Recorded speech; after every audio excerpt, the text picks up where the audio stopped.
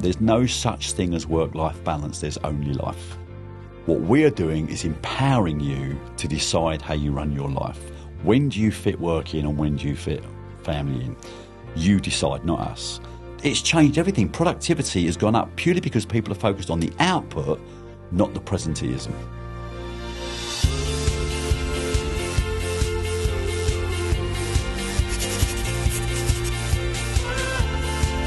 Hello and welcome to Doing the Opposite Business Disruptors, Conversations with Jeff Dewing. This is a podcast where we explore how leadership, culture and courage can transform business, but also life. I'm Sam Walker. Jeff Dewing has built a very highly successful company, the Cloudfm Group, by breaking every rule in the book. After losing everything, he came back by doing the opposite of what conventional wisdom said that he should. Today, we're unpacking one of Jeff's favourite topics, company culture, and why it's the most powerful form of competitive advantage. Jeff, you've said that culture isn't about what's written on the wall. It's about what people whisper when you're not actually in the room. Can you explain that a bit more? It's probably exactly that. It's what are people saying, what are they doing, but most importantly is how do they feel? How did that person feel after your conversation? Did they feel better than they did before the conversation? And it's about how you make people feel. That's all it's ever about. And, do you energise or do you suck people's energy? And when you can create an environment where everybody's energising everybody, then you have a powerhouse. And isn't it also about actually how you behave when people aren't watching? This is the whole point, right? You can't, and I used to tell this story in the business when I used to do stand-ups in the business, and you cannot say to your kids when they're growing up, do not, under any circumstances, smoke because it's bad for you. Excuse me a minute while I light a fag. Yeah. Right? Because the way you behave will affect the way other people behave. So you cannot turn around and say, I want everyone to behave on time. I want them to be on time. I want them to only have 1 hour lunch. I want them to always be in the office or whatever it is that you feel is your standards, and then you do something different. There was a short story, and it was with the chief exec of Pizza Express, and we'd just come out of COVID, and we'd adopted the process that said, no, you don't come to the office. You only come to the office for 3 things. You come to the office to be creative, to solve problems and have fun. You transact at home. So only come to the office for those 3 reasons with your teams or whoever. And I had this dinner lunch with the chief exec of Pizza Express, and she said to me, Jeff, all we keep hearing about is how you're doing with this remote working, which is fantastic. We've tried it, and it doesn't seem to be working. Everyone keeps coming to the office. So I said, can I ask you a question? She said, yeah. I said, how many people in your C-suite? She said, about 8. I said, how many of those 8 people are in the office every day? She goes, 7 of them. I said, well, that's why everyone's going to the office. Yeah. I said, you don't ask people to behave in a way that you're not behaving. So how did that belief shape the way that you built Cloud? How do you build a culture from the ground up? Being brutally honest, the culture was something that I knew I had to get right from the day one. But I didn't quite know how to do it. I knew how not to do it because of what I'd experienced in that 8 years of working. But I still had to find a way of creating a powerhouse culture that went beyond what I'd ever experienced. So I had to go on a journey, and that journey meant it had to get better and better and better every year. And I guess the real pinnacle was when we came out of COVID and we were all working remotely. And I said to my team, I want to make it really, really clear, because we then got into mental ill health and people that were struggling because of COVID and all the various other things that were going on. And there was something that happened in my business where I'd spoken to our, at the time, head of marketing. And I'd said to her, how are you feeling? How's things? She went, oh, Jeff, I'm so stressed. I said, what do you mean? She goes, I've got 2 young boys, right, 12 and 13, yeah. Well, I have to pick them up from school, or my husband picks them up from school, and then we have to take them to soccer practice and all the usual stuff that parents do. So I said, yeah, well, what's the problem? She goes, well, 2 weeks ago, my husband got stuck in London. He's a teacher in London. He got stuck in London, couldn't get back, so he said, you'll have to pick the kids up. So I said, oh, for God's sake, okay. So I went to my line manager, who was director of marketing, and said, look, can I leave at 2:30? I've got to pick the kids up. And rightfully so, because we had a great culture. She went, yeah, no problem at all, no problem at all. So off I went, and that was it. She said, the next day the same thing happened. And I had a row with the old man, and I said, yeah, why have I got to take all the burden? And she's explaining this to me in quite passionate terms. So she went back to the marketing director and said, look, I'm sorry, but my husband's stuck in London again. And she said, yeah, listen, you've got to pick the kids up. I know how important it is. I'm a woman, I'm a mother. But please get your husband a bit more involved. Oh, yeah, I will. Third day. At this point, she's had a blazing row with her husband. And she's telling me this story. And she said, I've got to ask again. So she asked again the next day. And the marketing director said, look, no problem, but you can't keep doing this because this is going to set a precedent. Everyone's going to think it's okay. And there's this big lecture going on. That was in my head. And as we came out of COVID and we came back to some form of normality, although we were remote working, I said to my team, I want to step up the culture a bit. So they said, what do you mean? I said, I want parents in this organisation to put their kids first.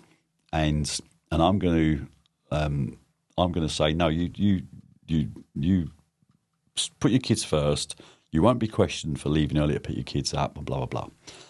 And they said to me, love the sentiment, Jeff, but it's not going to land because there'll be interpretations from managers and whatever. I went, okay, that's good feedback. I'm going to think about that. So I reflected on it over the weekend. And then I did a video message on the Monday. And the video message went something like this. Hello, good morning, team. Hope you're all well. I hope a great weekend. I just want to get some clarity straight for immediate effect. For those parents that have got young children that are at school, you will be fired for not taking them to school in the morning. And you'll be fired for not picking them up in the afternoon. That is what's important. And finally, there will be no meetings before 10 o'clock in the morning to protect the school runs, and there'll be no meetings after between 3 and 4 to enable the school runs. That is set in stone and non-negotiable. So that gave a clear message to all the managers, all the line managers and everybody, and everyone heard the same story. That came across quite well, as you can imagine, for the people that were in that environment. I then spoke to this lady, this marketing manager, about 2 months later and said, how's things? She went, Jeff, my life has changed. I said, what do you mean? She said, well, I can drop the kids off at school. My husband's not under pressure to leave late to go to work. He's not under pressure to get home early. I can just go pick the kids up. I take them to soccer practice. After soccer practice, I take them to the park. I sit on my laptop. I do the stuff I wanted to do but I'm sitting watching the kids and taking part in what's going on. My stress has evaporated. I have no stress. And more importantly is I love my husband again. And that was the impact of that simple action and that simple piece of clarity that meant mental ill health in my organisation, that most organisations have as a product of what you're doing every day in life, has just now been removed. And it changed so much stuff where there were so many stories that come out after that. But the point behind all of it was some things are so easy to fix. And it changed everything. There might be some people watching this thinking, but I bet productivity dropped because everyone's sitting in the park or coming in a little bit later. Was that the case?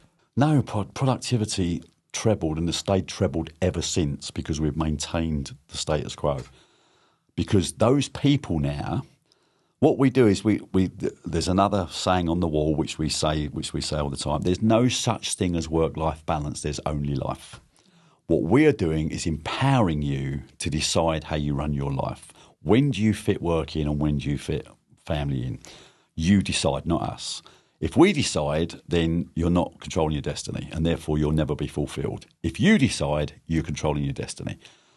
All we have to do as an organisation and as a community is agree the outcomes we're going to achieve. How you do it, provided you don't break the law, how you do it is your decision. But at the time you're doing all this, you are also protecting and looking after your colleagues and the people that are in your community or in your direct involvement.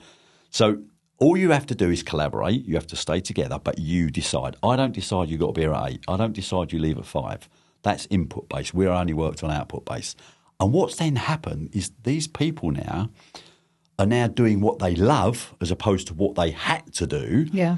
And they end up doing more creatively because they're so nourished by the time they're spending with their kids and their family and the homework and the sports and God knows what, that they have got no problem in working on a Saturday afternoon while the old man's watching rugby or the other way around. So it's changed everything. Productivity has gone up purely because people are focused on the output, not the presenteeism.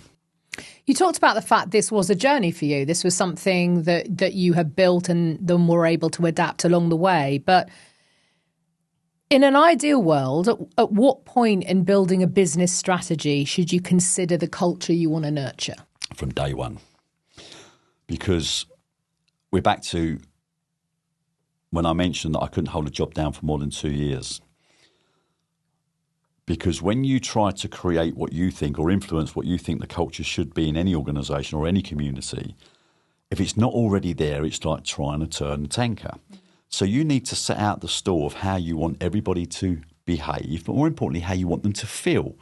We've all heard about the word job description. When you go and advertise for you put a job description. You will have you'll have a degree in mathematics. You'll have a degree in psychology. You would have had at least 5 years' experience in this industry. Blah blah blah blah blah blah blah blah blah. Our job descriptions say that we're looking for an FM manager, and it then has 4 paragraphs. This is how you will behave in this environment. We don't talk about degrees here, degrees there, or anywhere. We talk about this is how you'll behave in this environment, and these are the values that are important to us. If you meet this strategy and this approach, then please come and speak to us. Everything else is just nonsense. You can train skills. You cannot train or adjust people's attitude based upon how they behave for the rest of their previous life. So it's all about this is what's important to us. Is it important to you? If it is, come and see us. If it's not, go somewhere else. And I guess that also therefore opens the door to a more diverse workforce. And I'm not just talking about gender or race. I'm talking about a diversity of thought, a diversity of an approach of how to solve a problem. But to go back to example for gender, I know there's that famous statistic that a man will look at a job ad and go, I can do 6 out of 10 of those things. I'll go for it. And a woman won't even consider applying until she thinks she's got 9 of them. Mm-hmm. But what are you going to miss out on? Like you said, that it's about actually approach and a behaviour and the way you tackle a problem as opposed to ticking a box of what you might have. Yeah, and when you get the culture right, amazing things happen. I mean, in our world, our board 5 years ago was 6 men and 1 woman. And that frustrated me. And it frustrated me because any role we ever advertised, you'd get 50 applicants as men and you get 3 applicants as women. And you sit and ask yourself why. And I'm not going to pretend to know the answer to this other than you might have suggested something that is real. Women are more focused on saying, no, I can't bullshit my way through this. I've got to know it. So I went on this journey that said, how do I really promote this? How do I do this? So I'll tell you the journey in a second, but the outcome is now our board, there are 3 men and 3 women. And those 3 women are just superhuman people because they've been allowed to be superhuman people. I now look at some of the people that have grown in our organisation. We've got 2 women that stand out particularly just because I'm familiar with their story. One of them has built a football team whilst being employed with Cloudfm, right? So, I mean, she's on the production line of children. And yet she's been promoted almost every year, despite being away almost every year on maternity leave, because the output she produces, the focus she has, and being a family man or a family woman and having a great job should go hand in hand. This is not about the time. It's not about presenteeism. It's about your capability. And then the latest addition to our board is a lady that joined me 10 years ago who has also had 3 children whilst she's been in my employment. And she's now just been promoted to Director of Operations on the board. Yet again, she missed 3 years of activity because of maternity leave. So this is where people get it wrong is when you're sitting up, listening to people say this 1,000 times in the business I worked in. You can't really consider her because she's a young woman. She's building a family. She's not going to be around. I'm thinking, why are you even thinking that way? You're missing out on so much creativity. Yeah. So when again, you could argue that I'm being courageous with that approach, but I'm not because I'm seeing the benefit. The business is seeing the benefit. They're seeing the benefit. And the beauty of that is not only is she holding down, in this case, or both of them, the women I'm talking about, holding down very high-profile jobs and roles, they're spending all the time they want to spend with their family. What about toxicity? What happens when toxic elements creep in, where perhaps it's an individual or even a client? I don't want this to sound wrong, but it's called zero tolerance. What you ignore, you accept. It's as simple as that. And if you ignore any form of toxicity, you're sending a message that says it's okay to be toxic. So it has to be nipped in the bud. It has to be nipped in the bud. And 9 times out of 10, you can solve the problem. You don't have to just cut it out and throw it away like you would a cancer. You can solve the problem if you hit it hard straight away, because we actually care about what's going on. And what you don't do is you don't bowl in and say, right, you're toxic, we're going to have a chat. You sit there and say, what's happened? Where's the person I know? Where's the person that I knew gone? What's happened to you?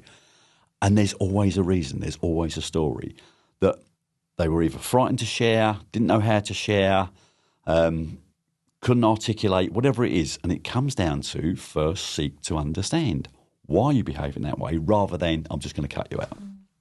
But you never, ever ignore it. What were some of the toughest cultural changes that you had to make? There's been some changes or challenges internally with senior management when I'm coming up with these sort of approaches and they're saying you can't do that because they're in a traditionalist environment. So I'll give you one quick story. There's a young lady on our help desk, which is entry level to our business. And she was working on the help desk. Anyway, she fell pregnant, went off, had the baby, and she came back to work after the maternity leave. And I only know this because the story came out later. Her mother was looking after the child because she couldn't afford childcare, obviously, because of the cost of childcare. About a month after that, her mum was diagnosed with terminal cancer. So while she was coming to work, not only was she worried about her mum and her state of mind, she was worried about her mum looking after the baby, where should she take a fall, whatever, because of the type of cancer she had. So she's got this stress going on in her head like you wouldn't believe, but she's got to earn money. So she went to HR and she said to HR, look, this is my problem, and explained the whole situation to them. And the HR team said, well, the only thing you can do really is resign and go on to benefits. Oof. Because with benefits, you'll get this amount, and they structured it out perfectly well for her. With this, you'll get this amount of money, you'll get this support, you'll have time with the baby, and you'll be able to look after your mum and blah, blah, blah. And then she found herself writing to me on an email. She wrote to me this email, told me the story. She said, look, it's not your problem, Jeff, nor is it your challenge, but I just wanted to share some stuff with you to see if you could give me some advice or help me in some way without any form of handout. And I read this story and I had tears in my eyes. And the first thing I did is I went straight to HR and said, tell me about this person. And they said, yeah, her mum's been diagnosed with cancer, blah, blah, blah, blah, blah, blah. So I said, yeah. I said, well, what did you say? We said you should resign and go on benefits. I said, is that how we do things in this business? And they said, well, technically it's all right. I said, but is that how we do things? So they said, well, yeah, yes, Jeff, that's. I said, well, I don't think it's how we do things. So I then wrote to head of HR and I said, next door to our offices, there's a place called Busy Bees, which is a childcare place. I said, can you please contact Busy Bees and enrol this person's baby from tomorrow, where we will pay the childcare for the next 3 years. And we'll also pay the tax implication because it's a benefit in kind. Mm. And once you've enrolled her, please let me know. And then I want you to call her in and I want you to explain what the business has done for her. So immediately I get a call from my head of governance, who's a guy that's worked with me for 10 years, who's an incredible guy. He said, Jeff, you can't do that. So arrogantly I said, well, I just did.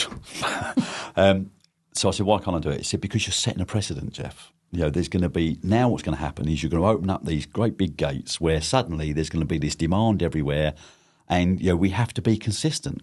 Mm. So I said, okay, can I give you the solution to that? So he said, well, yes, please do. I said, so here's the new policy. Any woman that falls pregnant whilst on the help desk that goes on maternity leave, comes back and her mother is looking after the baby, who then gets diagnosed with terminal cancer, gets free healthcare, free childcare. So he said, there won't be many of those, will there? I said, no, there won't, but it'd be consistent, won't it? At which point, that was the new policy. So once we implemented that, the young lady, bless her, and we had 3 offices in Colchester then, she was in a different office. She'd walk from one office to the other and she'd come up and she gave me a Cuddles crying. And she said, you've just made my life 1 billion times easier. And she, over the next 12 months, became a superstar and got promoted 3 times. It's just doing the right thing. Let's take it back then to the flip side, to ROI, and go, can you measure a culture's ROI? How does culture drive material results? Or is that something you literally never consider? Or is it something you've never been asked by a board member or a stakeholder? You can measure it by virtue of the fact of measuring what happened when you didn't have a great culture. So if you've always had a great culture, then you just have to believe in its process, because when you've got 85, 90% engaged staff and you hit every milestone you set, no matter how high you reach, then you know it's happening. And in our world, we were a 70, 80 million pound business pre-COVID, and we had an EBIT of about 2.5 million quid. So it gives you an understanding of the profit margin versus the turnover. Post-COVID, where we drove efficiency, we lost 2 or 3 clients that went into administration as a result of COVID. And as a business, we dropped down to 45 million, driving 3.5 million EBITDA. And no matter what happens in our organisation, no matter how many times we have to reinvent the wheel, reinvent ourselves because of the market challenges, and we were talking earlier about hospitality and the challenge they're facing with so many restaurant chains going into administration, that has an impact on us, obviously. And yet, no matter what happens, we still deliver a greater outcome than the previous year. That can't come if you haven't got a great culture. So, and it certainly can't come if you haven't got a transparent culture. So we realise straight away that the first thing we think about when we wake up in the morning is we don't ask what our profit and loss is. We don't ask how much money we've invoiced. We don't ask how much money is owed to us. We ask, is our culture right? Is our culture under any form of attack? That's the first thing we ask. Then everything else follows. So it's making culture a daily practice. It's making culture your living and breathing everyday life. What is your one message to any leaders listening about building a culture and how building a culture fits into the process of building a successful and profitable company?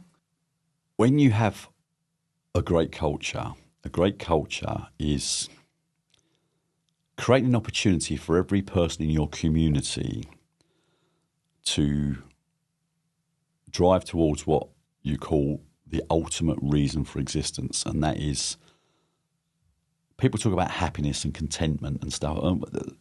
What does all that mean? The key word here is fulfillment, because fulfillment is different things to different people, right? And when you have people that can see the light on their fulfillment, where they actually wake up every day just feeling happy, whether they're looking at the sun, whether they're looking at their bank balance, whether they're looking at their healthy kids, whatever the reasons are, fulfillment is the ultimate goal. If you are creating an environment that lets everyone see their journey to fulfillment, then not only does that create a powerhouse of an organisation, a high-performing team, it creates a happy team. And a happy team rarely, if ever, let you down at any level. And a happy team are accountable. A happy team will deliver everything they said they're going to deliver. And that makes you wake up very, very happy. And that's about as good as it gets. I love that. Thank you. Thank you so much to Jeff, and thank you for listening to or watching Doing the Opposite, Business Disruptors Conversations with Jeff Dewing. To find out more about Jeff and his work, do head to jeffdewing.co.uk. And if you enjoyed this episode, please do share it with someone who's ready to unlock the power that a positive culture can bring to the success of a business. Next time, we're going to be exploring trust, transparency and technology, and how using tech to create transparency also builds credibility. Until then, keep questioning, keep leading, and keep doing the opposite. Big thank you to Nicola Crawshaw at Cloud, and also to Michael Blades at What Goes On Media. I'm Sam Walker, and Doing the Opposite, Business Disruptors is a What Goes On Media production.